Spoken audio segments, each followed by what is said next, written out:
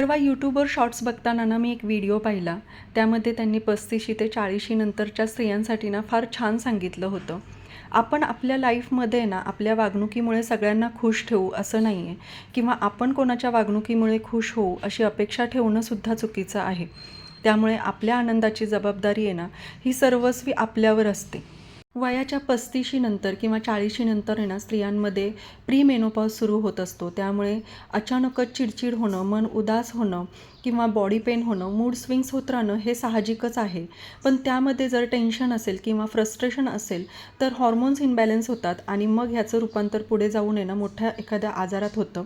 त्यामुळे ना आपल्या मनाला कसं खुश ठेवू ना ह्याच्याकडे जास्त लक्ष द्यायचं. ह्या वयामध्ये ना आपली मुलं मोठी होत असतात, त्यामुळे आपले छंद जोपासण्याचा बऱ्यापैकी टाईम आपल्याकडे असतो.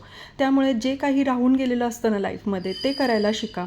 त्यामध्ये काहीही असेल, मग डान्सिंग असेल, सिंगिंग असेल, कुठलाही छंद असेल जो तुम्हाला आवडत असेल तो करा. हेल्दी राहा, हेल्दी खा, व्यायाम करा. मैत्रिणींबरोबर कुठे फिरायला जायचं असेल तर जा.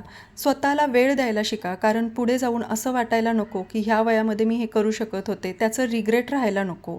कारण आपलं जर मन हॅपी असेल तर आपोआपच आपलं शरीरसुद्धा हॅपी राहील.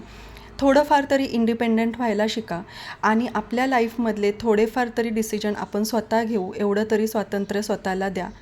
तुम्हाला काय वाटतं ह्याबद्दल आहे ना कमेंटमध्ये नक्की सांगा आणि व्हिडिओ आवडला असेल तर लाईक करा ना.